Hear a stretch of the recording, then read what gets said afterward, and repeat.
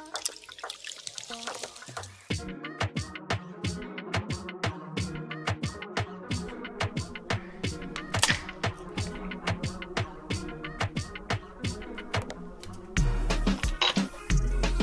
was a big hole.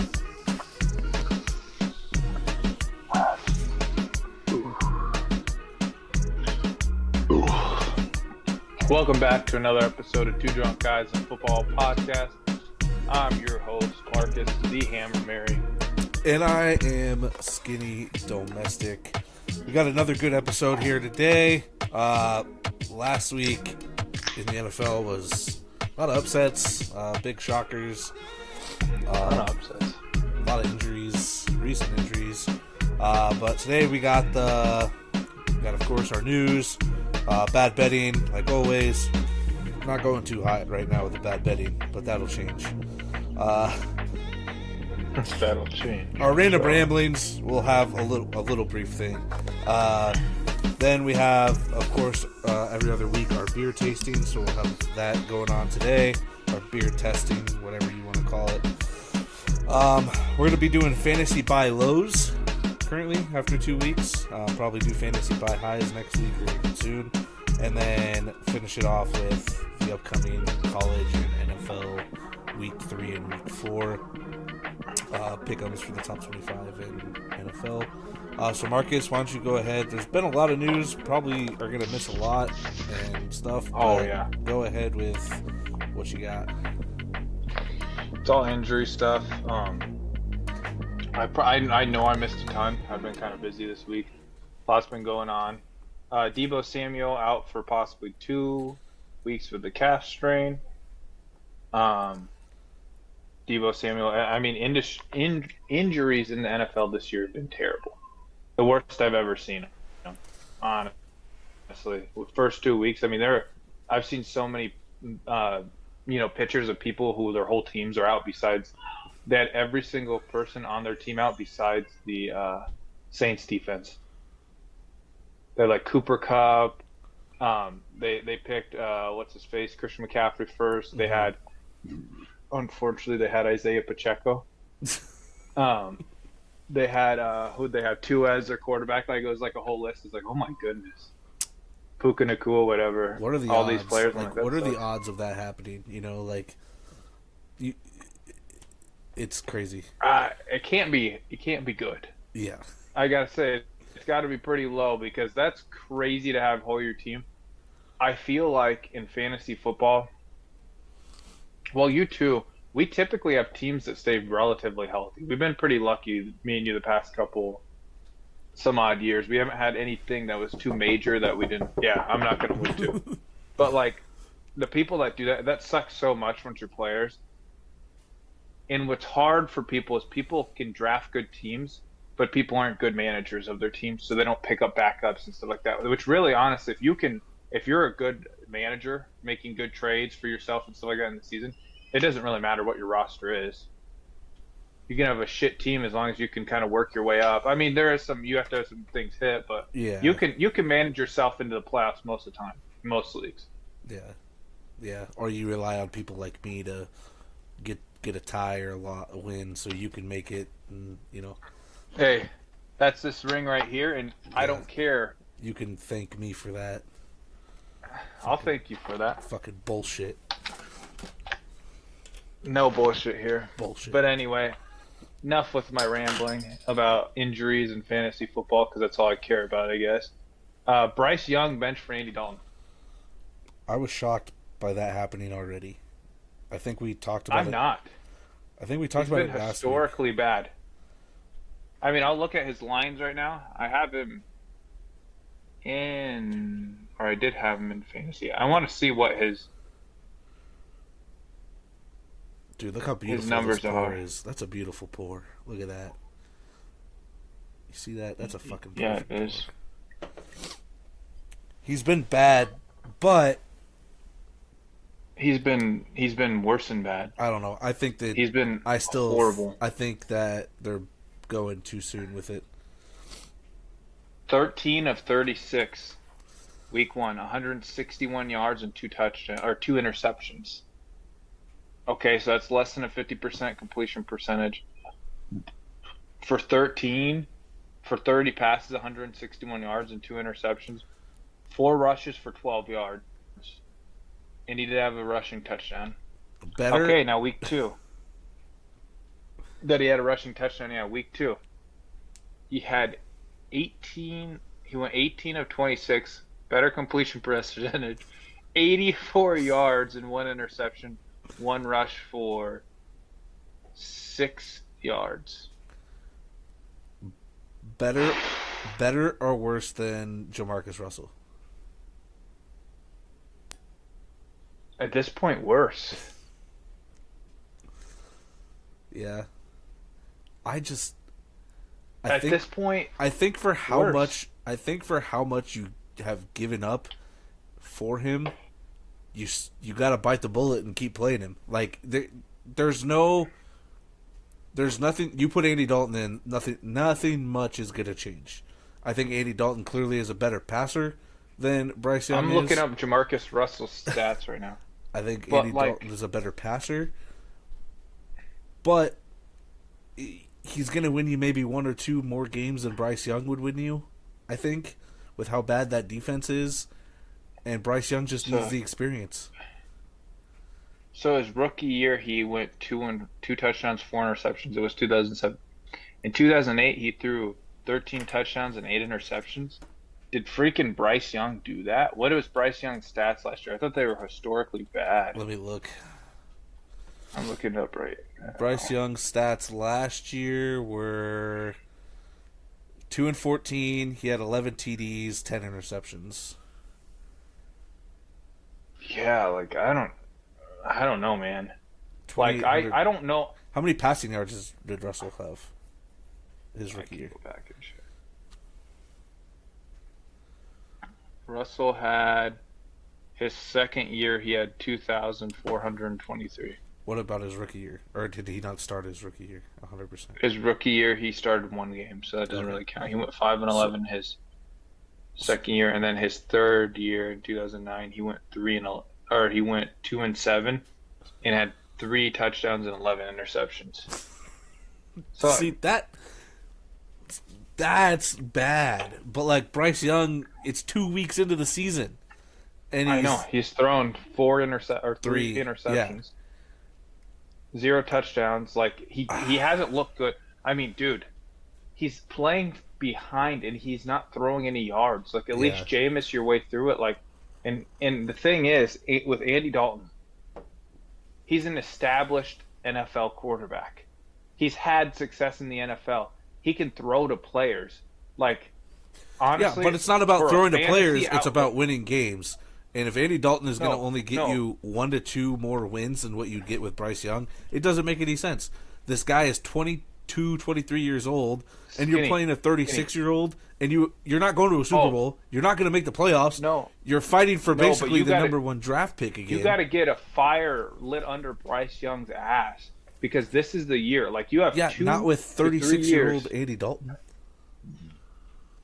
I mean, it would like if I got disrespected by getting replaced by Andy Dalton. One thing, you got to think about it. It's a team aspect. You play Bryce Young, there's something wrong with that because that locker room's got to be collapsed. Adam Thielen even came out and said that it's not just on him. I'm just saying. Oh, I know it's not just on Bryce. I think he's mismanaged. 2 weeks is too early. 2 weeks is too early. Okay. How many? Nice, the balloons.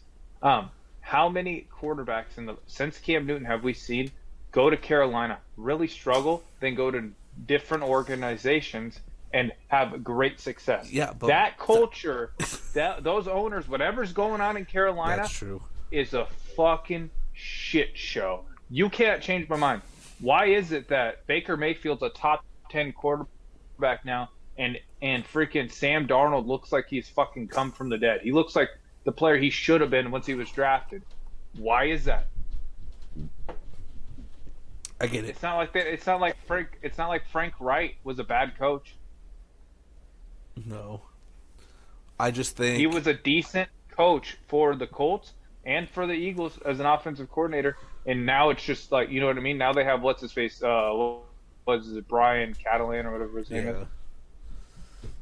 Like, and he was for the Bucks, like the offensive coordinator for the Bucks. Like, I don't think he was a bad coach. What he did with Baker was very impressive. I think right now they need a total reset of Bryce Young and kind of do it like they did with Tua's rookie year. You know what I mean? Where Mm-hmm. they kind of took it and like Tua struggled his first 2 years in the league. Those Alabama quarterbacks, like everything's too perfect and too easy for them. It feels like. And Bryce Young did not have an easy Alabama. He probably played on the worst Alabama team that Saban had in a long time. To be honest, they kind of sucked. Yeah, It was that's him and true. Gibbs and Yeah. whoever else they had, but they really, really, really need to figure out what they're going to do with Bryce Young because they ruined him. I don't think that he's a bad player. I really don't think he's a bad player. I think that they just, or maybe he is, maybe he is, maybe he has no pocket presence because he can't read a defense. Maybe he is bad. I don't know. I really don't know. I feel bad for him because he's so young, and for a talented quarterback like himself to go number one overall to Carolina Panthers, which at the time everyone thought was a good situation. Their worst team in football, and it's not close. The Broncos are pretty close. Who are? The Broncos. No, I think head for head, the Broncos would smack him in the face. I don't Like know. I take the Broncos on that. I Bo don't know. Nix, yeah, he does suck. Sean Payton's a He's shitty coach. Sean Payton, most overrated coach in the NFL, and I've thought that for a long time. yeah. All right, moving on. Moving on in the news. Bryce Young, No more ranting, Marcus. just too early. You know, this is the worst news of all week. I'm pissed. I spent draft capital on this man. I was excited for him. Isaiah Pacheco, broken fibula. I broke my fibula and my tibia. That sucked. They're saying 4 to 8 weeks. Yeah, it could be more like freaking like 3 months. Let's see. I want to see what happens with the nerve damage and stuff like that. The fact that that man walked off the field with a broken fibula is Well, insane. it's fractured. A fracture, depending on the type of fracture, it may not be as Yeah, bad still. as Because like, what was it? Antonio Gibson had a fractured something, but he was playing on it. Yeah, we'll see. We'll see how long it takes. I hope that it's not as long. Honestly, Isaiah Pacheco's kind of the lifeblood of that team. He really gives them a good spark. You know, it's him and Rasheed Rice that are making all the plays on the field. It seems like Yeah. Patty Mahomes is, Patty Mahomes. Well, But it'll be interesting to Travis see Kelsey. because they're like really hyped about that Carson Steele, even though he's a fullback. I mean, he might bring some life to it because they're hyped about him as a player, and then they just You know who I think it's gonna be? you think I think it's gonna be P Ryan. really you think P Ryan's gonna? I could see it. I think P Ryan is the more established back. Clearly, he's been in the league longer. The reason I think it's gonna be P Ryan is because with the Chiefs, they want someone that's good at pass protecting, check mark, someone that's a good receiver, check mark, and someone that's okay, like can make the running. I think that Carson Steele's like a fan favorite. He kind of is like Isaiah Pacheco, but Isaiah Pacheco has really crafted his game around what the Chiefs want. Like Yeah, Isaiah Pacheco wasn't the best pass catcher. He's an excellent pass catcher now. He wasn't, the best, you know, pass protector. He's gotten a lot better at that. I think that P Ryan's going to take some. I think that Carson Steele will play a lot, but I don't know if that's the number one guy in that yeah, he's offense. projected Also, they did sign Kareem Hunt too. practice He's in their squad. practice Yeah, squad. Yes. no, So I don't know. That doesn't mean anything till it means something. Yeah. To be honest, he I might never get it out. yeah they brought up that Ingram guy that played for the Cardinals last year, the year Oh, before. yeah.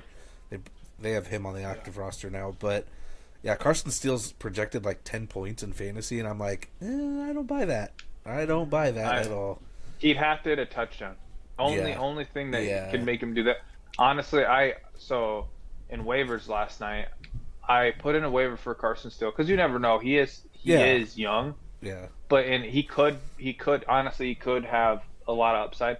I thought Samaje P Ryan was the safer bet But honestly, once I look at the fantasy implications of this, I don't really want any of them because I don't really see a clear path. Like Isaiah Pacheco had a role in this offense. I could see them going way more pass heavy, especially how Patrick Mahomes has been Mm-hmm. dialing it up with Rashid Rice and Travis Kelce. I'll talk about him later, but he hint. I think that there are better days ahead for Travis Kelce. Yeah. Well, I think that Travis Kelce, yeah, is regressing, but I don't think he's regressing to the point where he's not used. And I think the last two games, it's kind of been weird game scripts. Like they played a tough game with the Ravens. The Ravens did lose some pieces in their defense, but it was still tough. mm-hmm. And the Bengals just know how to play the Chiefs, man. The Bengals, really, honestly, aside from a terrible pass interference call, not terrible, but it wasn't a great call. I didn't like it. If it was a Hail Mary, it wouldn't have been called. No. But besides from that, like the Chiefs should have lost that game. Joe Burrow, who I was worried about, looked good. I think Joe Burrow's healthy, and he was slinging the ball really well and looked really, really good. Um, I don't know, this Chiefs team, and they do it every single year because the Chiefs, before they won the Super Bowl, did not look like they were going to win a Super Bowl last year. Yeah. So I don't know. We'll see, but I just don't see this team running the ball as much. I think they're going to be way more pass happy. I see him potentially using that 4-2 speed and involving Xavier Worthy. A little bit more jet sweeps, those type of things. Kind of like how the 49ers use Debo, line him up in the backfield, utilize the speed. I don't think that Worthy's big enough like Debo. Well, they're not gonna run him in between the tackle, but like using him in a lot more motioning and more like sweeps or like out of the jet sweeps. I could see that, like that type of stuff, or line him up in the backfield, pass game. Utilize him. It's with weird though because with the Chiefs, with all the weapons they're supposed to have, it literally doesn't it just feel like it's Isaiah Pacheco, Patrick Mahomes, and I mean, Worthy had a good first game. But he really hasn't been used that much. But it's freaking Rashid Rice. It's like that's all they've been using. Yeah, pretty much. That's how I feel. I have Rice in fantasy in a couple leagues, so yeah, I do agree. Yeah. Next one is Dolphins placed Tua on IR. Kind of shocked. 4 weeks for. I mean, I know that he had a bad concussion the first time, but like. 2. Does it take 4 weeks? This is his third concussion. No, I know. They're doing it so he gets one, I think, so he doesn't feel like he needs to rush back. 2, it gives him time to really, really contemplate about what he does next. I think he's gonna play. He probably will, which, whatever, that's on him. But it's giving him time to just, you get a concussion, they say in a week or two, in the NFL at least, week or two, they're good to go. But this is his third concussion, major concussion, and it's not like he got concussed, he's season up on these concussion hits, and, he's getting fucked up. Yeah, like that's more than just, that's more damage than what people really want to think it is. I just think it's a smart way to not pressure him to rush back, to feel like he needs to rush back, from a mentality standpoint, like, I'm gonna shoot to play in 2 weeks. No, you have at least 4 weeks before we even consider it, and then that way too, maybe his wife, his family, like this is times where they're gonna be able to be a little bit more in his head of, you're not worrying about coming back, you're not stressing about starting in 2 weeks, maybe this is a realistic option that you do retire. He's a smaller guy, and we've clearly seen in 2 years he's had some major head injuries, and next thing you know, the next hit he may not get up from, or he just something major. So it'll be interesting to see what he does. I imagine he's probably going to come back after the second one. Everybody said he needed to retire, but it doesn't really matter because he's a scared bag, and if he retires and medically retires for a concussion, I think he gets like $160 million. So it's not like he's losing out on anything financially. And I know the impact of not being able to play football is the thing here, but I think 4 weeks. It's hard though too. A guy like Tua who's competitive. I don't think if he was going to retire, I don't think he'd do it in the middle of the season. And honestly, Tua retiring would be the biggest news of a young quarterback retiring since, really honestly, Andrew Luck. Yeah. He would leave this franchise high and dry, kind of like Andrew Luck did. Not necessarily same situation. Andrew Luck's body was, similar. Andrew Luck's body was messed up, but it wasn't. It's not that the line is bad in Miami. It's Tua's reckless with his body. Mm-hmm. And people don't want to talk about it, but he's reckless. He does not take care of himself. Yeah, why would you lower your head? Why would you try to lower yourself going into a safety? I know, as a quarterback, just slide feet first. Yeah. I know you want to fight for the yards and stuff, but don't get hit. Damar Hamlin's out here taking bodies because his body was taken. So skinny like that one. Anyway, CMC's placed on the IR with his arthritis and his no, it's Achilles tendonitis. Yeah, Achilles or whatever it is. Yeah, which I find bullshit. I already said that it's bullshit. You don't go 4 weeks with a calf strain and all of a sudden it's Achilles tendonitis. Especially with NFL, you're getting it looked at pretty much every goddamn day. No fucking way they went from calf strain to Achilles tendonitis in a matter of a day. Mm-hmm. There's some bullshit there. I told your father that he made the wrong pick, and I was very verbal about that, and I stand on that. Should have let somebody else make a mistake. It's tempting because it's safe once it works, but once it doesn't work, it really makes you look like it really hurts you. I offered him Gus Edwards.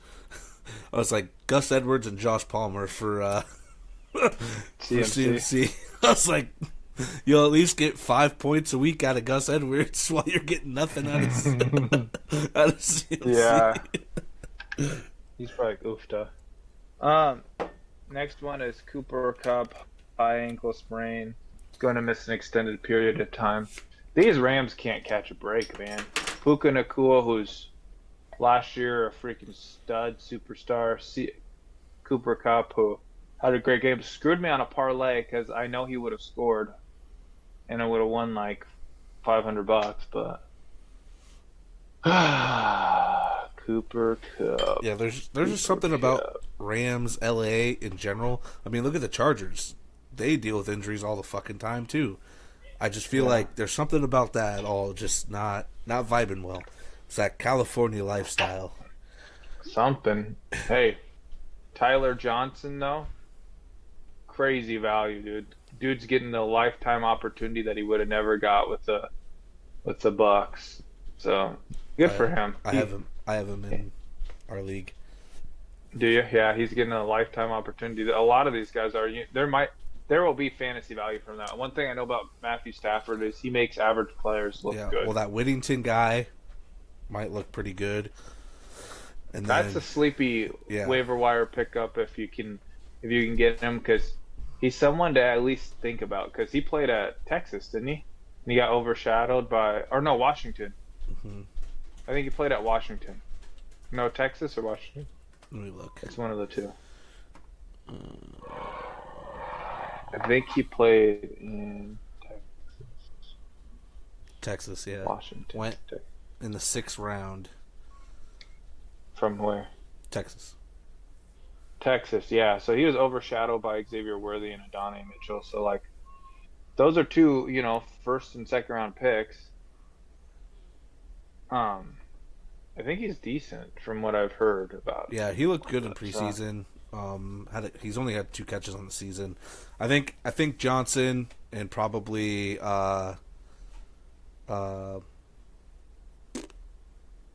who was their wide receiver 3? I just had their depth chart pulled up.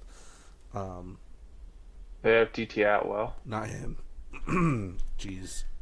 DeMarcus Robinson. Yeah, I think those 2 will lead And then Tutu Atwell and Whittington will be like their 3 and 4 is my Three, guess. 3 and 4. Yeah. Yeah. I don't know how I feel about Kyron Williams, but he might have a lot of dump off. He's kind of had a slow start too this year, but at least he's healthy and playing. So For now, because you're a Ram, who knows? yeah. Yeah, next week it could be a way different outlook on that. And that's all I have for news. I know there's a lot more, so you can Yeah, I have a couple more things. DeForest Buckner is on IR. It's a big hit to the defensive tackle spot for the Colts. Marshawn Lloyd goes to IR for the Packers. He had high value hopes for the Packers at rookie, so I think Josh Jacobs gets a little bit more clear in terms of not having to worry about losing touches there. Hollywood Brown's on IR, so might be out for the season. yeah, with his surgery, yeah, that'll be big. Xavier Worthy's stock skyrockets with that, so go get him if you can. This one I only put because I thought it was funny. Jalen Rieger posted on Instagram that Lambo picture where it's like a Lambo next to like some small little house with like a open like metal car cover. Mm-hmm. You know what I'm talking about, or do you like? Mm-mm. Okay, hold on.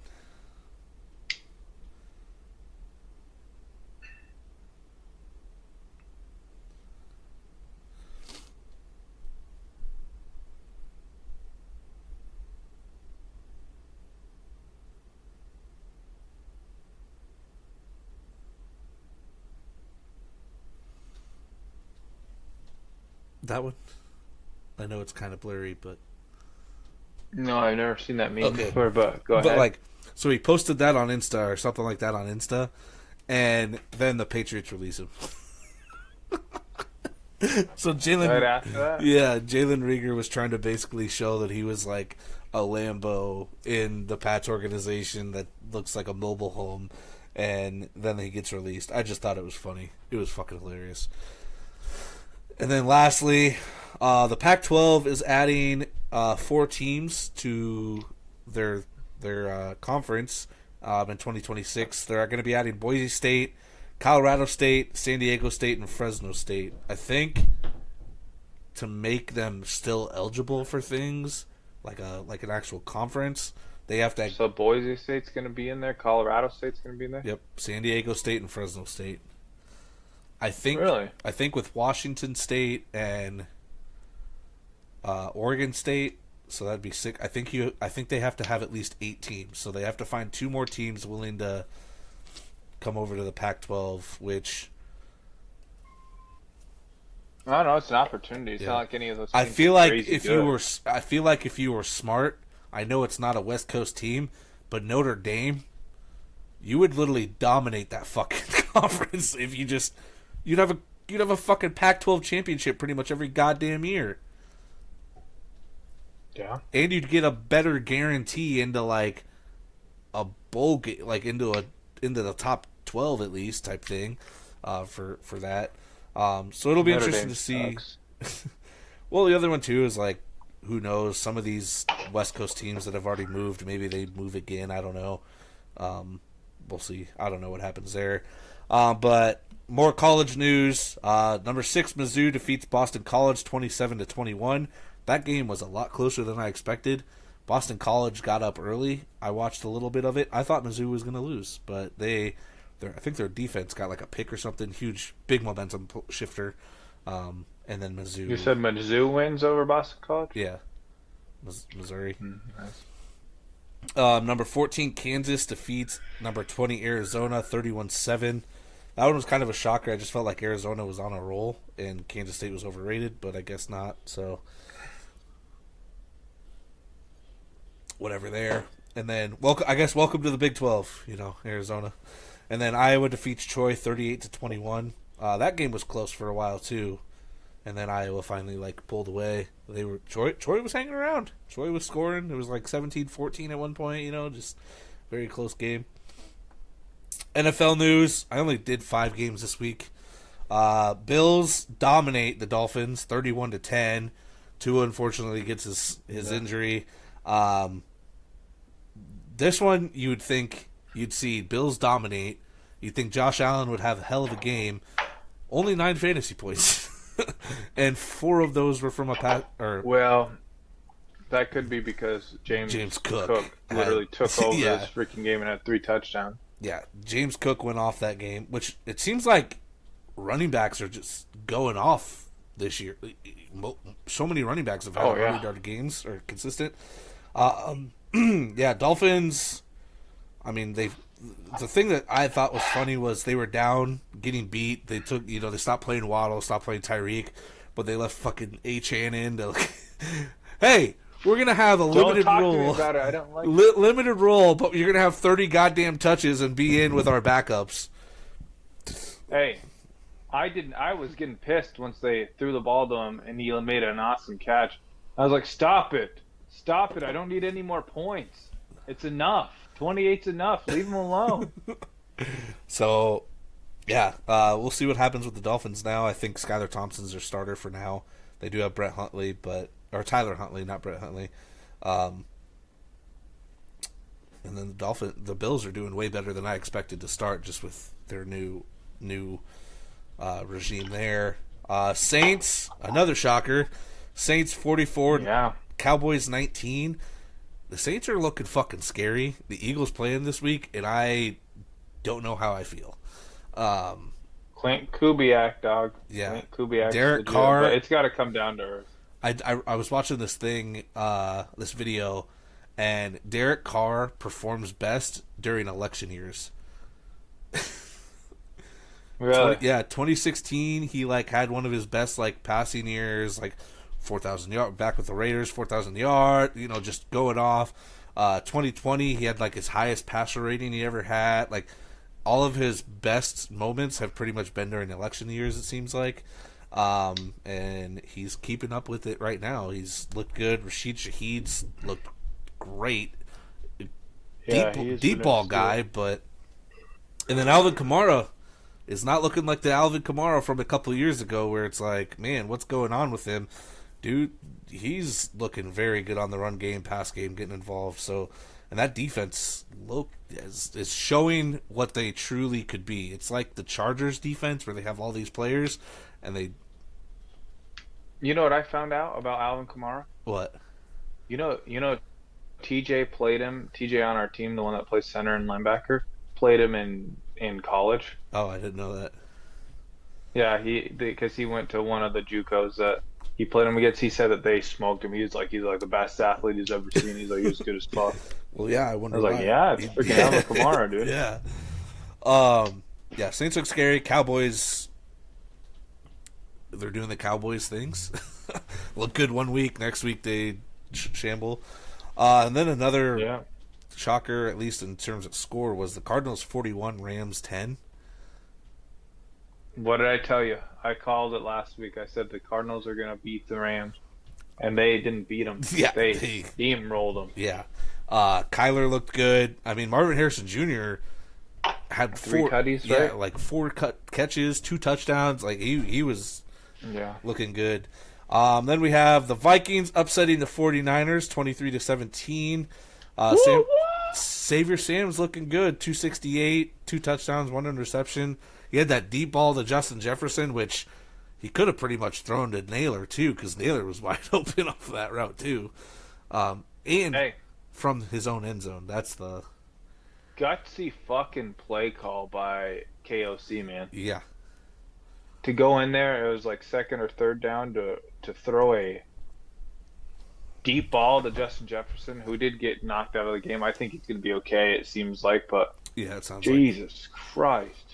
Yeah, and then there's a video. I didn't watch a lot of the game, but there's a video of Sam Darnold throwing it into double or triple coverage to, I think, Naylor at one point, and he's not even turned around yet looking at that ball, and it's probably a 40-yard pass, deeper downfield, and he fucking throws it. Receiver's not even looking yet.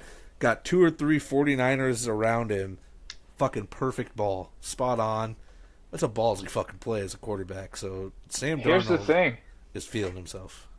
Vikings defense legit. Yeah. It's a top 10 unit, and I said it was going to be a top 10 unit coming into the. I said that. I have my receipts on here. I said it was going to be a top 10 unit. I didn't think that we were going to beat the 49ers, but I did say it's going to be more competitive than people think, and it was just that. Pretty much almost a perfect game besides Sam Darnold throwing the pick to Fred Warner that kind of kept them lingering in, but they played tough. They really stopped them. I mean, to do all that, Justin Jefferson was a stud. Get it to your playmakers. Aaron Jones continues to shock of how decent he's been. I like Aaron Jones. Jalen Neighbors is a good wide receiver 3 at this point because what's face has been out, and we just need a tight end. If we get TJ back and get Addison feeling all right, like this team could be pretty scary. Yeah.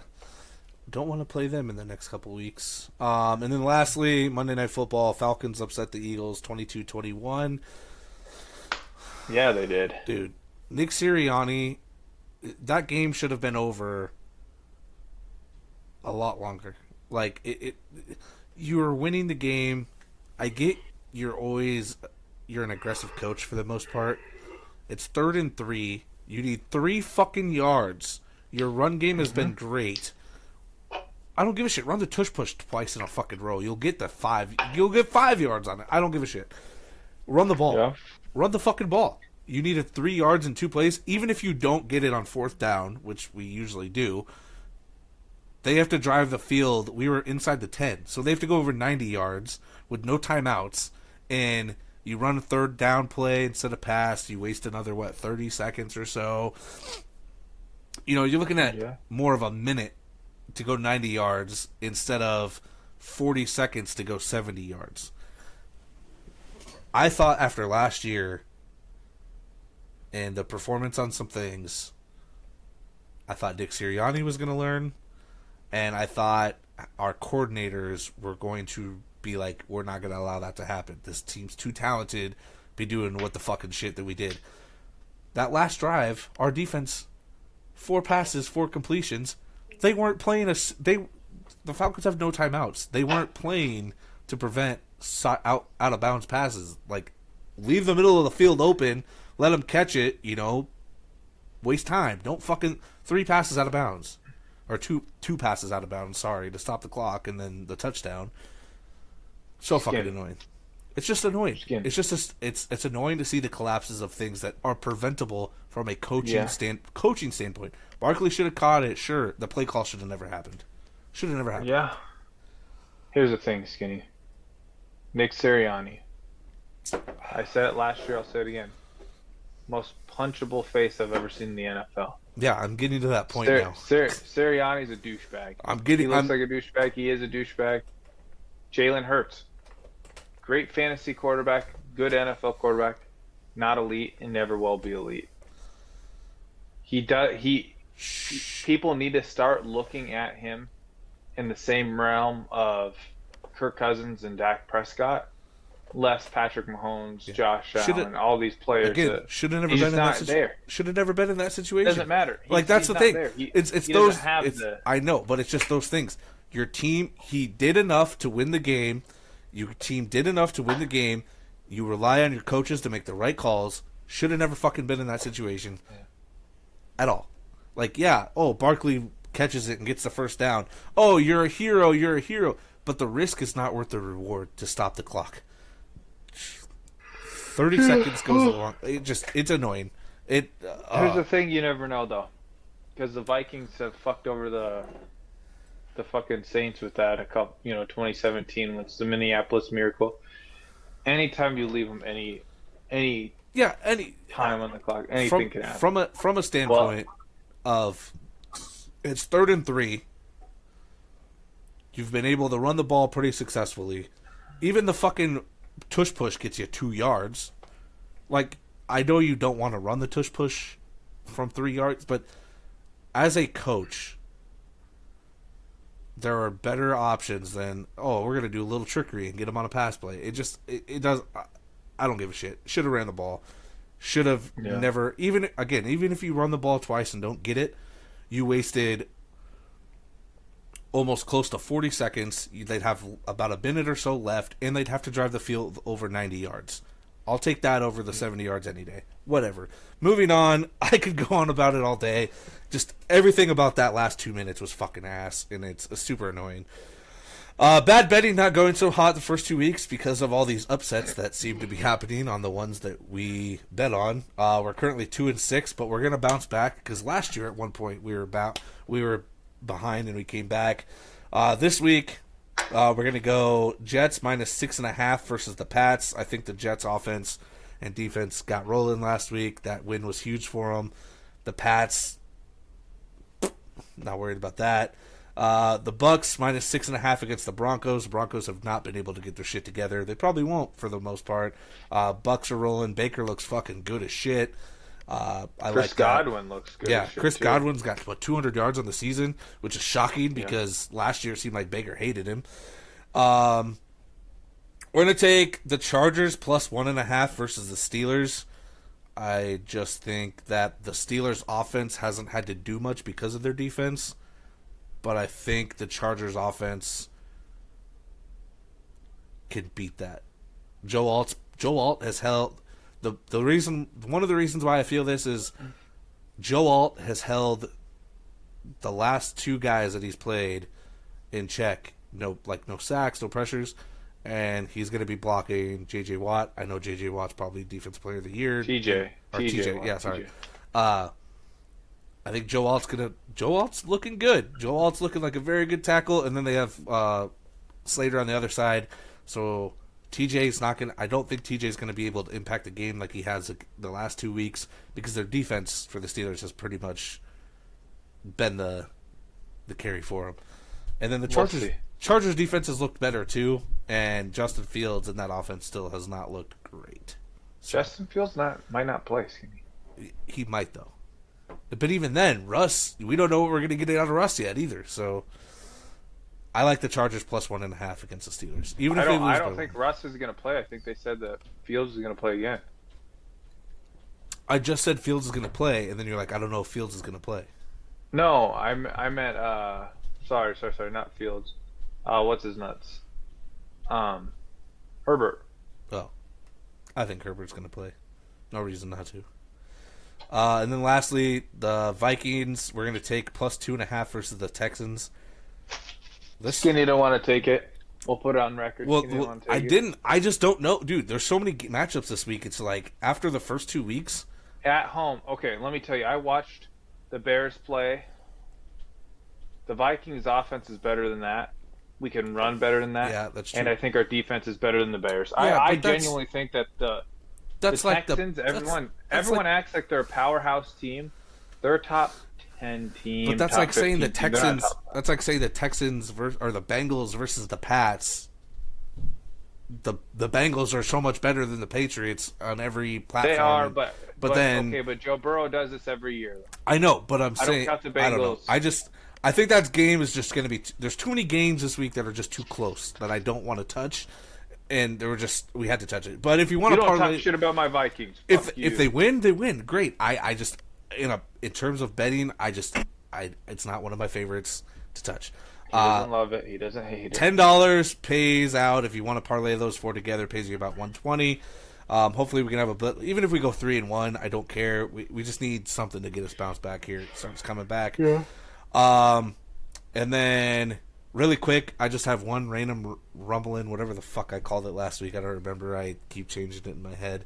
I just want to do this real quick. I want you to blind rank these 5 people on who you'd have a beer with. Okay. I will give you a hint. They all are actors. So not female, male actors, not actresses. Okay. So at least you kind of know what theme I'm going with. Fun. Okay. So 1 to 5, 5 being the least, 1 being the most. We're gonna start with Steve Carell. Steve Carell's okay. He's not like the coolest person in the world, but he's also not the worst. He's been in some good movies. He was in Evan Almighty. Great movie. Love that movie. He's in The Office. Office is okay. I know that'll hurt some of our 11 viewers. But The Office is okay. I Never love really that. a big Office guy, but he's in some good stuff. He's kind of funny. He's an Anchorman. Worst movie I've ever seen in my entire life. But he plays like Um, one of the best characters in that movie. um, I'll put him a solid 3. 3. All right, so he's number 3. And then Seth Rogen. Dude, Seth Rogen's a douchebag. I'm not a big Seth Rogen guy. The freaking pothead humor, not my cup of tea. Sausage Party was kind of gross. Um, Did you see the second one? yeah, Pineapple Express is pretty funny though. No, they have like a show. I didn't watch it. He's been in some other stuff. Pineapple Express was funny, I guess. I give Seth Rogen. I'm gonna say he's 4. 4? Okay. Yeah. What is it? Zack and Miri Make a Porno? Classic. Never seen it actually. Oh, Never dude, seen that it's one. so fucking funny. There's the other one with him and what's his face, James Franco. Which James Franco's way cooler than you, Seth Rogen. Oh, end of Fat that. What is it? bastard. The World's End or what? End of the Yeah, world. that's a good movie. I like whatever that. the fuck I like movie. Seth Rogen, dude. Or not Seth Rogen. James Franco. James Franco. Oh, James the interview. Franco. The interview is a good one. Yeah, Interview, great movie. But fuck you, Seth Rogen, pussy. All right. Dave Chappelle. Oh, dude, Dave Chappelle's gotta be. Ooh, ooh. Dave Chappelle's funny as fuck, dude. His Netflix specials got to be like one of the top like comedy specials. That he is funny, and I like his skits. I put Dave Chappelle because you could really talk about some crazy shit with Dave Chappelle, talking about like basically globalists and Well, shit. 'Cause yeah, I was gonna say he he's gets- pretty right. Like, at least for the most part with his comedy. Like, he's very like kind He's of. not. He's not. He's more left. He's just fucking. Yeah, but it's which is comedy. fine. But what I'm saying is, like, in a conversation, if you're having a beer with him, you want that fuck around shit. Where Because you he can likes. go and- He's not like a. He's not a politically correct comedian. Like he'll say whatever he has Yeah, to. exactly. I'll pepper him nicely. Which you would do greatly with having. Yeah, a beer I with. would say I would put him at. Oof. I'll put him at 1 because I don't know if there'd be someone that you have better on that list. So I'll put him Yeah, at he 1. would be my number 1 too. Out of the 5 that I have. Next one is Jack Black. So you have 2 and 5 left. Jack Black's pretty cool. I enjoy me some Jack Black. Tropic Thunder, fucking great in. School of Rock. What's the fucking movie with the? The one where he plays the wrestler. Oh, Nacho Libre. Nacho Libre, fucking classic. Bro, Tenacious Um, D. He doesn't make bad movies really. And Jack Black's cool. I'll give him a 2. 2. Give me a second. So then your number 5 would be Kevin Hart.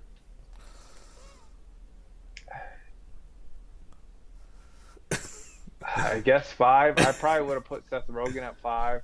I probably would have put Kevin Hart at 3 because Kevin Hart's pretty funny. The Tom Brady roast, he was cracking me up, man. Yeah. Yeah. The blind So, rank. Yeah, that was a good awesome. blind rank. Yeah, you got Kevin Hart at 5, Seth Rogen at 4, which That I was piece of shit Seth I was Rogen. surprised the way you were talking about him. I was like, "Fuck, this motherfucker's gonna be number 6 or 7." Steve Carell at 3, Jack Black 2, Dave Chappelle 1. I'd probably agree with that list for the most part. Seth Rogen probably swapping with Kevin Hart. I like Steve Carell, so he'd probably be my 3. Steve Carell's all right. All right, moving on to our next part is the beer testing, beer tasting, beer review, whatever the fuck Let me grab the you want to beer. call it. Let me grab a beer. While Marcus is grabbing that, again, we are using our passive system that we created, I guess. It's the price, appearance, taste, aroma, and vibe that it gives off. So 4 of them will be numerical. The last one is the vibe there. I see you didn't get the bottle version, you fucking weirdo. I did not. Well, they didn't have it at the gas station. Oh, yeah. See, I went to the Hy-Vee, so I knew I could get the bottles. But Marcus, what beer are we taste testing today? Pacifico. Yes. I got the bottle, which it's better out of the bottle. 100%. You're just a weirdo. You're probably right, but they didn't have the bottles at the gas station.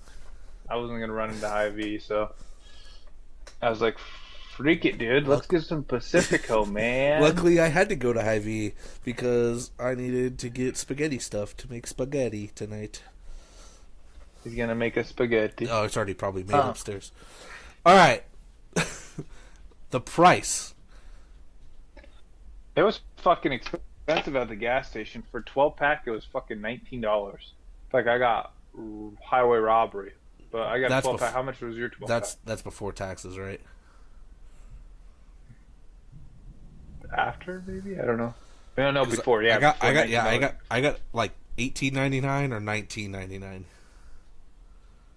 Crazy, dude. Why is Pacifico so expensive? It's really not that crazy. The 6-pack was $10.99 at Hy-Vee. The 12-pack I got was $18.99.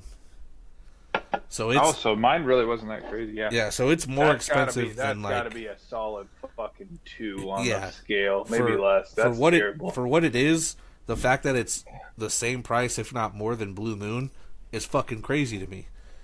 But it's got to be because it's an import, is my guess. But because it's but even brewed in Mexico, even Corona, which is the same fucking shit, basically. Yeah, it's the same price, but even better, I guess technically.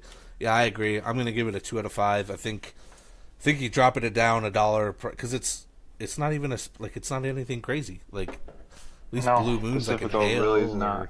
Saddam, lager, like a heavy lager with Sam Not Adams. as shitty as Samuel Adams, though. The worst beer I ever had. I gave that to Bo, and I don't know if he drank it. But... I'm drinking it today. Oh my god, dude! Do you hate yourself? A little bit, but all right. Guess. Appearance, I'm gonna give it a 2, probably a 2 compared to all the other beers that we drank. It's a very just. I'm gonna give it a 3. The can is cooler. Like, does yours have a little freaking saving thing, whatever the fuck it is? Yeah. Yeah. I don't know. I kind of like it. What are those called? It's not a life jacket. What are those fucking called? Dude, now we're fucking going crazy. A life preserver? I don't know, something, but yeah, I give it a 3. I think it looks nice. Brewed in Mexico, imported beer. It says a safety ring buoy. Life preserver. Life preserver. Yeah. I give it a 3. I kind of dig the yellow. It has a vibe to it. I'll give it a 2.5. I'll go up to a 2.5. It's like very, very average. Like it's a very average. Just here it is. Whatever. Actually, what the fuck does Clara mean on Pacifico? Cerveza? I think that's where it was made, Skinny. Oh, clear blonde. Clara. That's what it means. No, there's Cerveza, which is beer. Pacifico, which is the name. But it says... Oh, Cerveza's beer? What? I didn't know that. Yeah.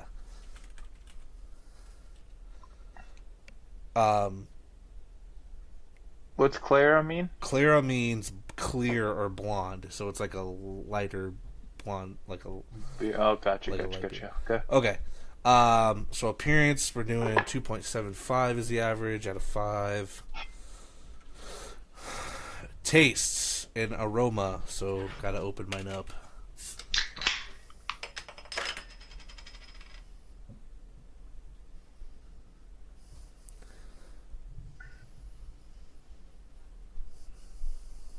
Smells like a Mexican beer.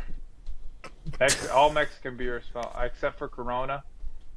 If we do Corona smells like pot, man. It's really weird. Corona does give that like marijuana vibes, which I don't know why. Yeah, it smells like your typical like. It smells like Mexican beer. I mean, the smell is all right. It's not a. It's not. Sorry, go ahead. Are we gonna rate the smell? I can't remember if we rate the smell. Yeah, the aroma. I'd say 2.5. I don't know if it's not something that I think is gross, but it's not something that I'm like, wow, that Yeah, smells nice. I agree. It's something that I can live with the smell. Average. Yeah, very average. And then the taste. Cheers. Wow. Cheers.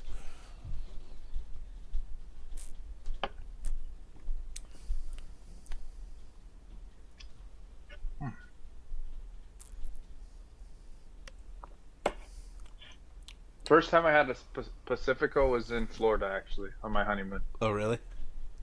Yeah, I I had it could, at a restaurant. couldn't tell you the first time I had a Pacifico. Here's what's hard about Mexican beer, though. If you don't have a lime, you don't throw a little salt in it. Is it really Mexican beer? That too. Or like even Tajin. Like, yeah, add some fucking Tajin to that shit. Oof. Oh, Tajín? Yeah. The powder. Yeah. Like, they're Yeah, like the powder. They're like the chili powder, yeah. yeah. Without it, it's not gross, but it's also not like great. No. I'd probably give it a 3. I think it's just a little bit better than That's what I was average. thinking too. It's a 3. I mean, it's not.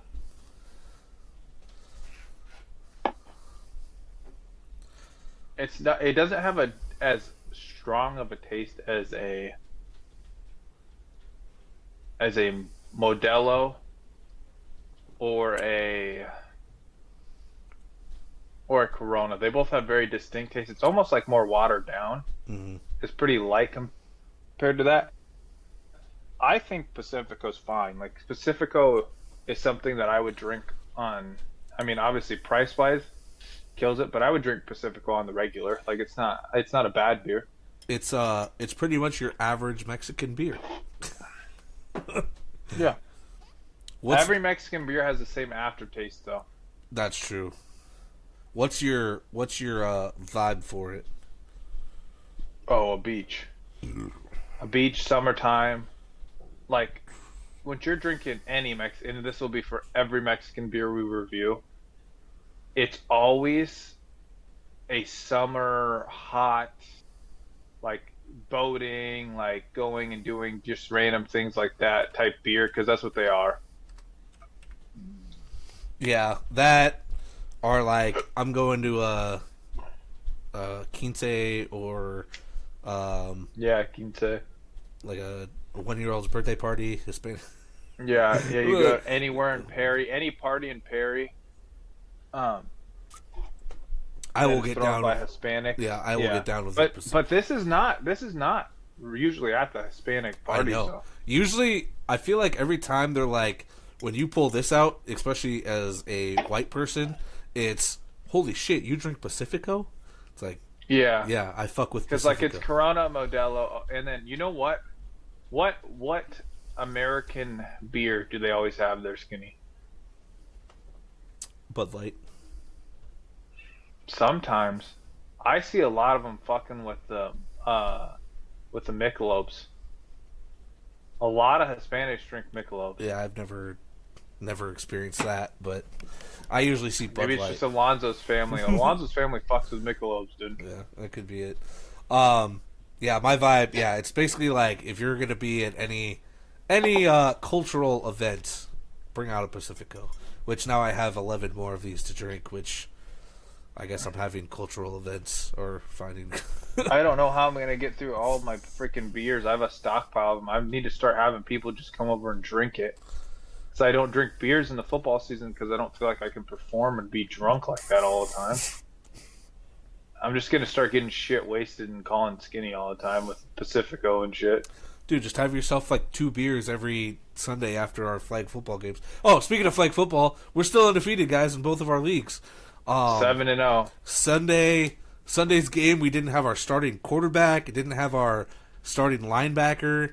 Didn't have our starting safety. And Corner, yeah. Well, Ski and JT, yeah, I guess. Technically, JT doesn't start, but with that then. Hunter, well, what's his face is a good corner too, CJ, but yeah. And then our safety was technically gone too, so we had to. Oh yeah, Kenny was gone. Nitty gritty win. Marcus had like 1 catch all game just because we had to beat them with our speed and utilize their pass, like take advantage of their pass rush, basically, and it worked out. Basically, Phil come back so I could Yeah, catch some I had balls. I had a couple. I had like what 2 or 3 catches or something, but no scores. You And had two then or three catches. Yeah, shit. Tuesday, you last night. Last night we did pretty well. Your boy had a touchdown on one catch again because we did the kind of not really similar. It was just kind of a weird game. Travis paid quarterback. I don't know if you watched the video of him Mm-mm. throwing that pick six.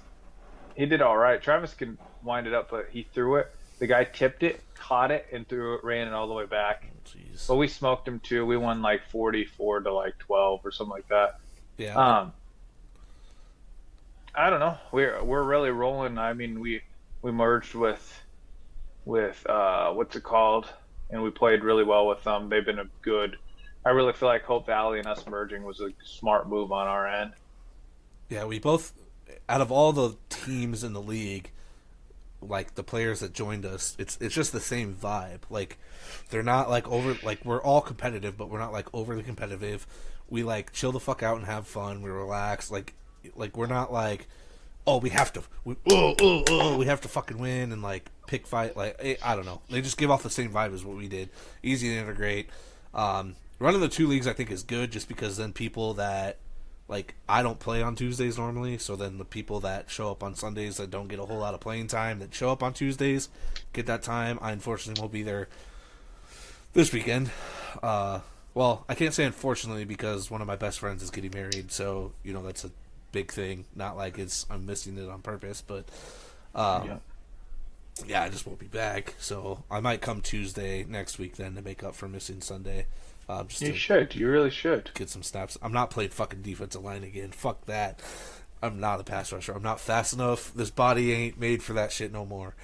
But yeah, we're rolling. I think we have one game we'll have to make up towards the Seven end and of the 0. season. 7-0 total.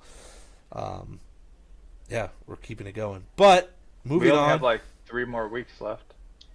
I think it's 3 scheduled games, but we have that one game for Labor Day Tournament. that they scheduled, but I knew we weren't going to play because they never play on Labor Day weekend. That they said they were going to push to the end of the season. So I don't know if how that's going to work or not. So I think we might have 4 games still, at least in the Sunday league. But moving on, we're just going to do 3 quick each fantasy buy lows. Guys that we think you can get for cheaper than what their value was coming into the season. If you're trying to make a trade, make adjustments, somebody's willing to get rid of them for the right price, but somebody you don't have to really expend a whole lot on them to get rid of if you were to try to make a move on them down, maybe. Yeah. My first one's Travis Kelsey. Currently tight end 28. Some may think he's washed, but with the Isaiah Pacheco injury, the team will rely on Mahomes' arm, and that will be good for Travis Kelsey, honestly. I think that he started out slow. He's not the same player he was 2, 3 years ago, but he's still a big part of this offense. And Mahomes does have that chemistry with him, and that just doesn't go away. I think that he's gonna regress, and not positively, negatively regress, and that's just the part of life. And that's he's 32 years old, 33 years old, tight end in the NFL who's had 10 years, maybe not 10 years, but 9, 10 years in the league. Like it's going to happen. It's bound to happen. But I still think that he has some fantasy relevancy. Well, he produced to the level that people are drafting him at. Probably not, but could he be an asset for your fantasy football team? Be a top 10 tight end? Hell yeah. I promise you, Travis Kelsey's not going to end this fantasy year in the top 30. He'll be more like top 15 at the worst. Well, you have to think like those tight ends. The tight end pool we said was really deep this year, which it's showing because number one and I think I don't know off the top of my head, but like you could be tight end number 7, averaging like 7 points, or tight end 10 or something like that. Yeah. Like there's not a lot more. There's not here's the top 3 and then everybody else. It's all very close. I think maybe 11 points roughly gives you the number one No, spot. who is the number one tight end right now? Let me look. I know number two is Brock Bowers, who is just killed on the ADP, man. He's been first 2 weeks. He's probably been the best pick. So, like Pat, Oh, Trey McBride. yeah, like Pat Frymuth is averaging 6.5, and he's position number 10. Yeah, Let and like, me go. what's his face is number seven, Kyle Pitts, and he's had 11 and 6 or something like that. Trey McBride is number 4 and averaging 13. Oh, really? Who is in one then? Bowers is 2 and averaging 14 Oh, and a half. is it what's his face? Is it Mike Gesicki? No, it's still Isaiah Likely. He's averaging 15 at 1, which his first game he had a breakout game. The second game he was ass. So, I mean, in terms of points per game, I mean, I don't think there's. So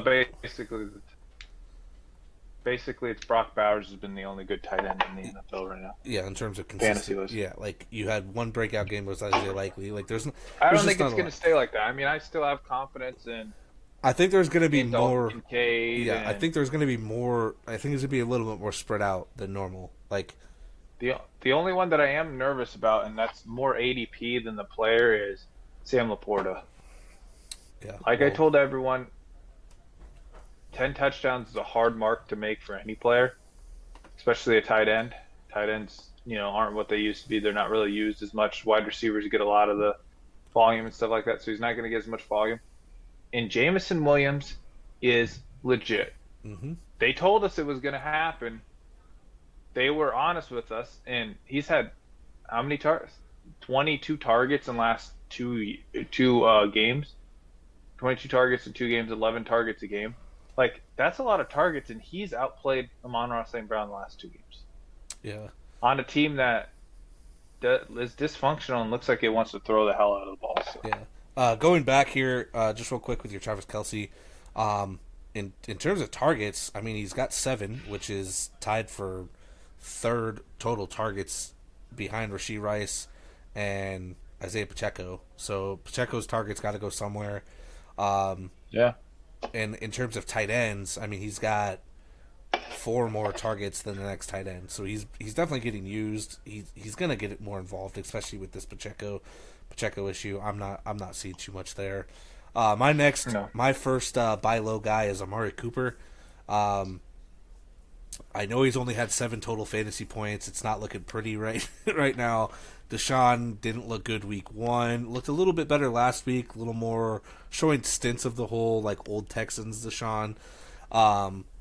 But Amari Cooper's had 17 total targets the last 2 weeks, and he only has 5 receptions. So either the drops, the communication, there's something going on there between the two that is causing a terrible completion percentage between the two. But I mean, 17 targets over 2 games over a team that probably likes to run the ball more first, heavy. I know you don't have Dick Chubb. And then Deshaun Watson, who is coming off of that injury, we didn't know what to really expect from him. He still hasn't been pretty, I guess, the best way to say it.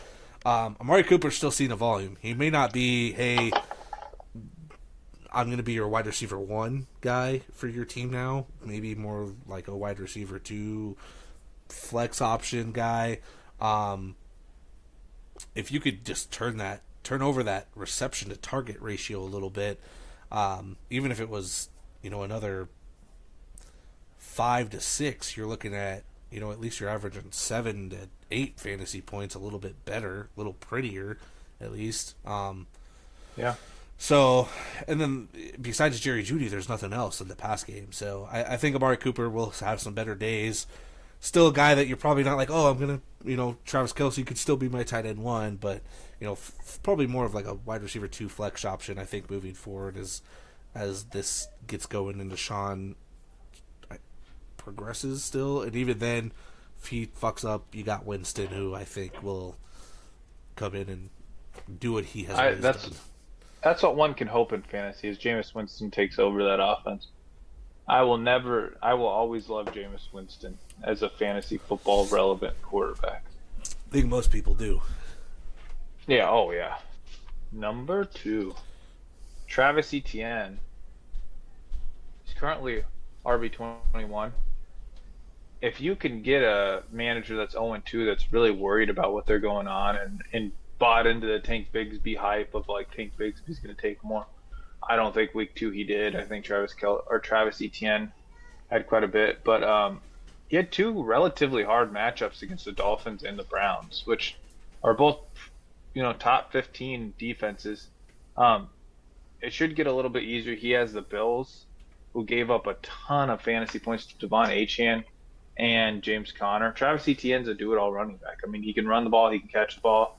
He got unlucky week one. He fumbled at the goal line, and I don't know if they're trying to get back into it or whatever. But this Jags team as a whole has looked bad. Trevor Lawrence has looked bad. I expect them to be better than that. I really, really do. I think that they're notorious for being slow starters as well. It's kind of just how this team is. Trevor Lawrence is kind of very inconsistent, but I think that there are weapons around there. Their offensive line's okay. I don't believe in the Tank Bigsby hype unless something would happen to Travis Etienne. I just feel like, they have a good matchup. It's going to be a tough matchup against the Bills, but I think that they have enough firepower on their team to kind of keep with it and, have Travis Etienne, cut through that team. I think one thing that the Jags need to do is they need to realize and turn Trevor Lawrence into more of a game manager than the star. Everybody's like, Trevor Lawrence, Clemson, the star of Clemson. He did everything at Clemson. He carried everything. But we keep expecting that in the NFL, and it's not happening. You have a running back in Travis Etienne now who I think can take a heavy workload of that offense. I know it comes down to your line and all that stuff, and you have a bunch of receivers, but stop relying so much on Trevor Lawrence and put it in the hands of Etienne a little bit. I think that would make a little bit bigger of an impact for Trevor Lawrence, for one, and how we view him, and two, Etienne he's shown that he can take a workload. I mean, he did it last year. Just give it to him. Give it to him. Let him work. I think, as an owner of him in fantasy, in I think at least one of the leagues, I'd like to see. I don't know. We're in 4 leagues. So half the time, players get. I don't even remember who I have in what league. They mix in, don't they? Yeah, you're like, damn, dude, that's fantasy points. You're like, not in the league that I need. Yeah, exactly. So I think Etienne, is in for brighter days. The Jags team, slow starters. They just need to. I think they need to play through him a little bit more than they do. Give him some screen plays. Give him, maybe 2 to 3 more rushing attempts a game. Just get him more involved, and don't rely so heavy on Trevor Lawrence. My next guy is Najee Harris. Right now, he's only scored 15 total fantasy points. He's getting the fucking workload, man. He's had 37 carries, 139 yards, which is like 3.75 or something yards per carry. Not great. He doesn't have a touchdown yet, so 6 points is 21 in 2 games at 11 is a lot different than 15. So we'll wait on that. He's getting about 2 targets in the game. I think the big one that everybody was worried about in coming into the season with fantasy was how much is Jaylen Warren going to impact Najee Harris's touches and performance value. Well, Jaylen Warren has not done shit. He has 11 total carries to his 37, a little bit better of a yards per carry at 49. But they're both getting 2 targets, roughly 2. They both, as of right now, have had 2 targets in the passing game, which I thought Jaylen Warren was going to eat that a little bit more. And despite the 3.75, they are sticking with Najee in the run game. I don't think Jaylen Warren is taking like last year, where he was taking a lot of touches away, showing more explosiveness, kind of taking away some of that fantasy value from Najee. I don't think that's the case anymore. I think Najee's a clear back for number one. He's on a contract year, I believe, right? Yeah. Yeah. So they're trying to see. Yeah, they What we didn't can, pick up his fifth year yeah. option, and I can tell you how many snaps I have him in one of the teams. I think that he's played the majority of the snaps too. Yeah, like it just seems like he is the guy for them right now, and there's no like Jalen Warren is not taking what affecting as much as what I thought it would have been. Yeah. I mean, they're splitting it three ways, and he's still playing because Cordell Patterson's had Yeah, some work. He's still taking 56, 45%. Like he's gonna take the majority of I the think snaps. Cordell took more of Jalen Warren's touches. He's clearly come in and taken Yeah, more of Jalen Warren's than Jalen Warren has taken Najee's, like people thought. So I agree. Um, my last one. So I have an honorable mention too. I'll mention him with that because I wanted to put him, but I didn't know. DJ Moore. He's currently the wide receiver 36. I've been had strong opinions about Caleb Williams. I don't like Caleb Williams, but I do think that Caleb Williams is talented, and I do think that this team will try to find a way to get the ball into the playmakers. DJ Moore got paid real money. Um, he's a talented wide receiver. He's by far the number one alpha on that team, and they're going to get the ball in his hand. He was visibly upset, and as a player, once you show that, I think they try to get you the ball more. It's kind of one of those things where like, well, we need to make sure that we give him the opportunity so that way he can prove like, hey, this is why I need it. He's playing pissed off. I love DJ Moore. I think he's a good player. I think he's a good, you know, overall, top 15 wide receiver in the league. I think that they had, Tennessee was his first game, and then last week was a hard matchup against Texans, especially any team that will sack you 7 times and pressure you, freaking 90% of your snaps. Like that's going to be hard, but for Caleb Williams, but I am optimistic about DJ Moore, and then honorable mention I put is Garrett Wilson. If you can buy Garrett Wilson, if you have someone really, really scared about Garrett Wilson's usage, buy it because I think that these teams don't play preseason. Packers didn't play, or not the Packers, the Jets didn't play any preseason. mm-hmm. There's a lot of rust that needs to be knocked off, and I think that once we get to week 6, it kind of reminds me a little bit of how things were with CeeDee Lamb last year, where like you had an opportunity to buy CeeDee Lamb pretty low, and then he was wide receiver 1 overall in fantasy. Like it's kind of one of those things where it's like if you play your cards right, you don't know what will happen, but it could be good. You know what I Yeah, mean? So yeah, I'm kind of excited to see what Garrett Wilson could do, and I still believe in the talent of Garrett Wilson. yeah. One of the things I watched, speaking of the Bears and like their pressures, was there was a play that Caleb Williams, like knew the blitzer or something or whatever, like with his line or whatever, called it out, and then whoever was at running back was supposed to help chip the chip with the left tackle to help give some help before he went out for a pass. So the left tackle in his mind is like, I'm going to get help on the outside, right?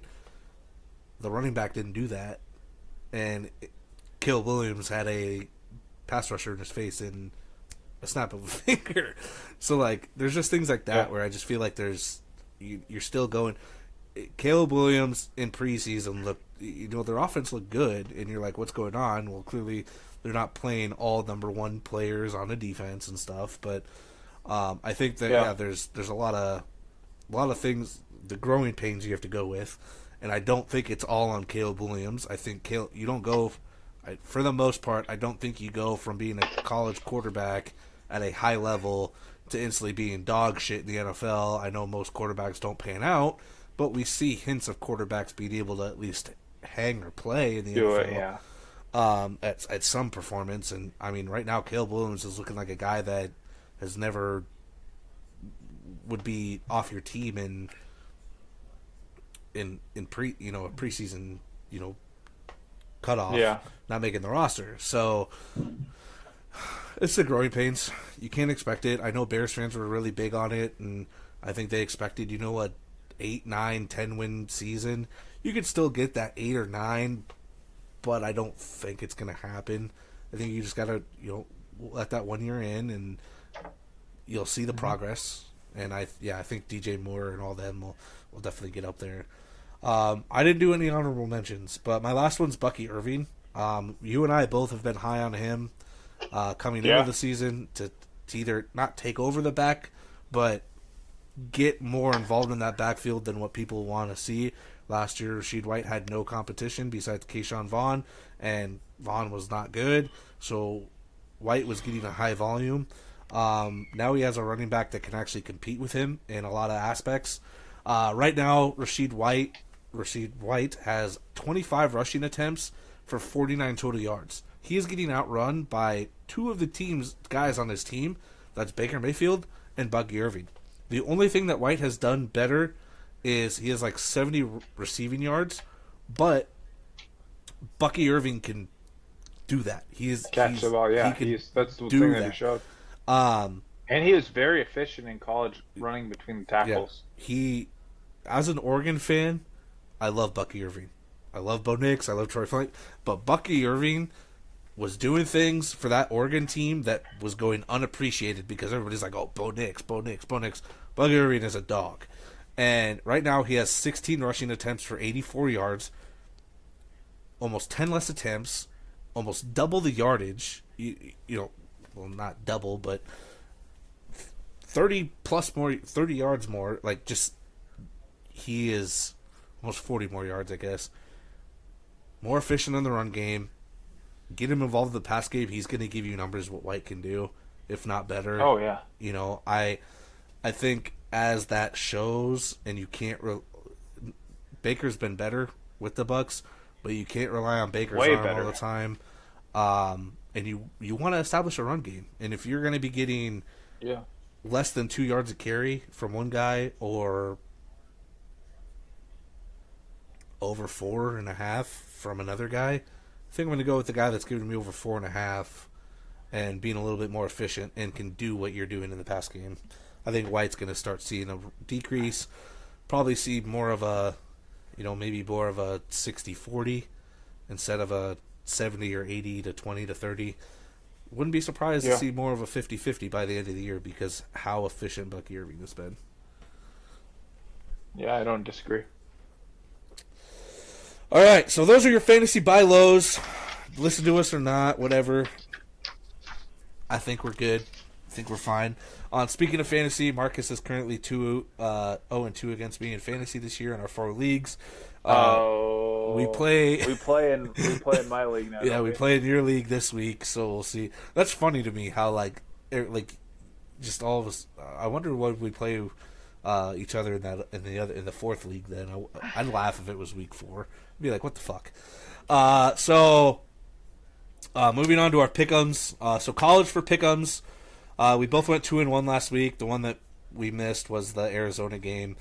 We both had Arizona winning. That did not happen. So Friday, or I guess there's 4 top 25 matchups against each other. Then we have the Iowa State games. So we'll have 6 pick'ems this week compared to the 3 last week. Friday night we have number 24 Illinois versus number 22 Nebraska. Nebraska is favored by 7.5.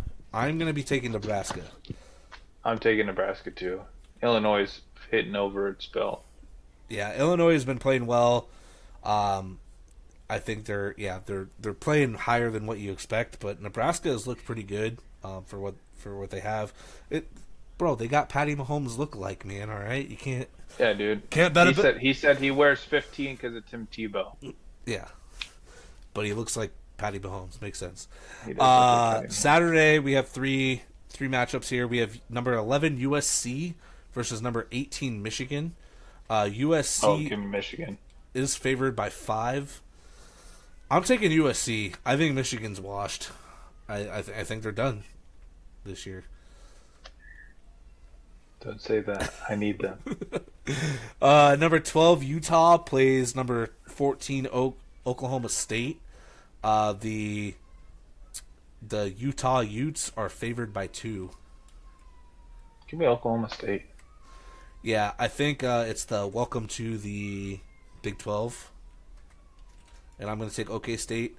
Also, that game is fucking crazy because the 2 starters for that game, the 2 quarterbacks are both in their 7th year of college because of like injuries and shit like that.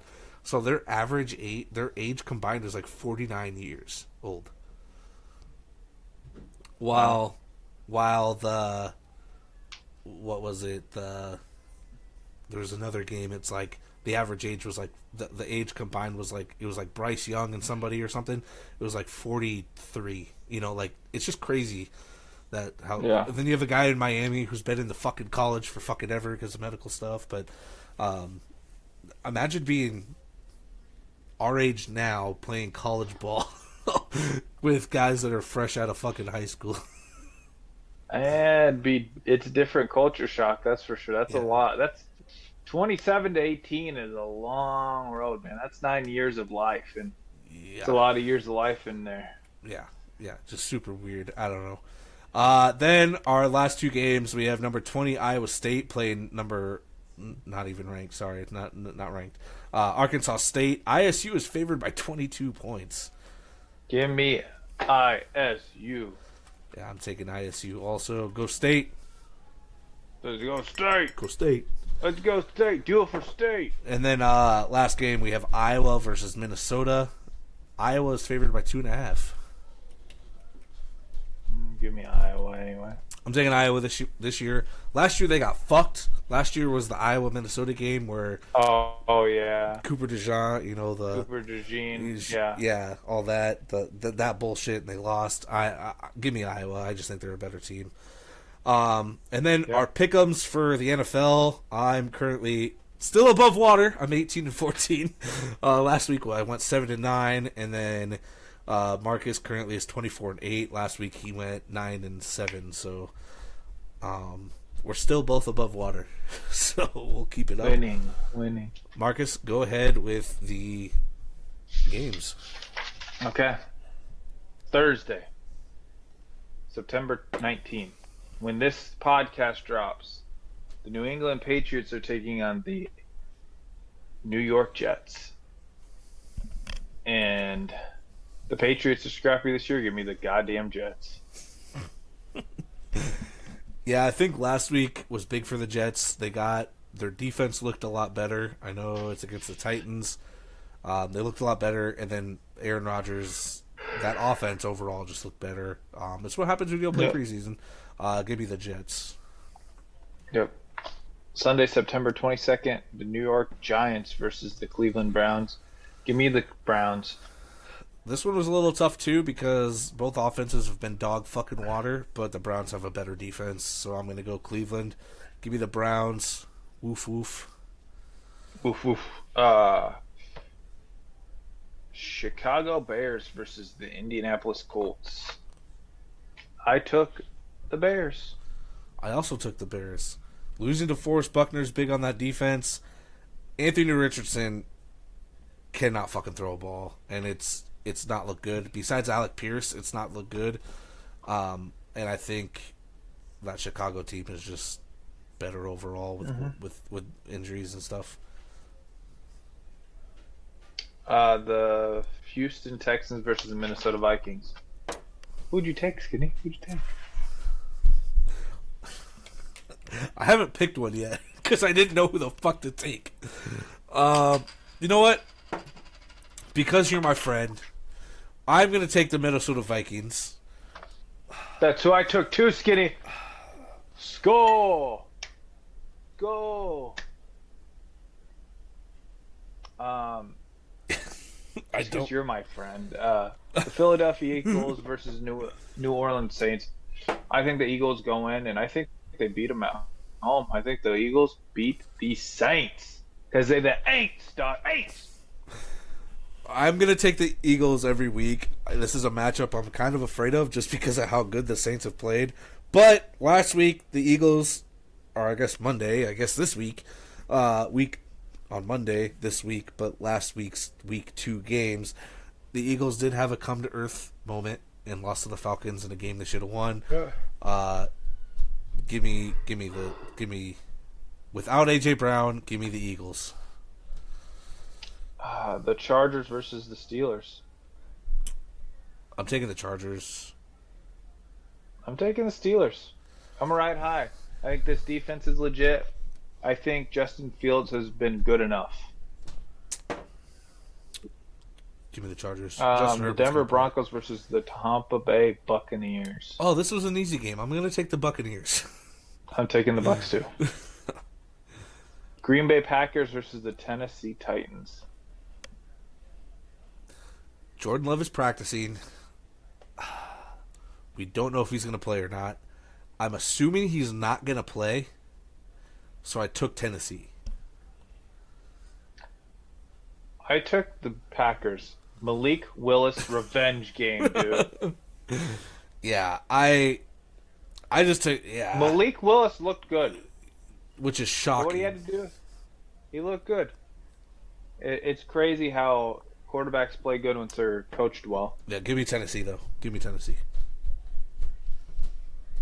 Carolina Panthers versus the Las Vegas Raiders. Trap game. Calling it now. Trap game. Andy Dalton with the Panthers.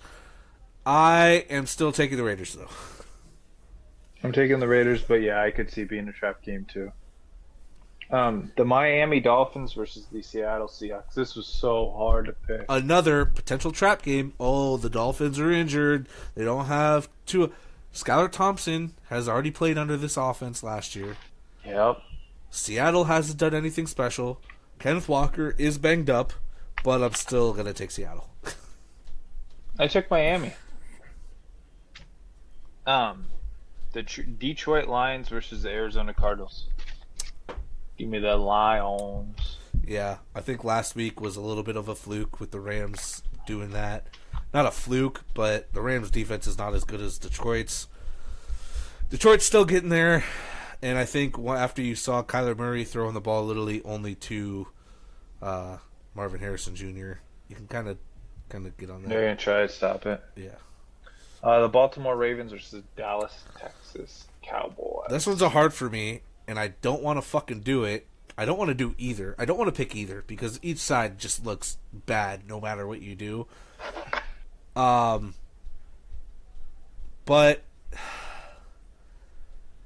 I took Dallas. Really? See, this will be interesting because I took the Ravens.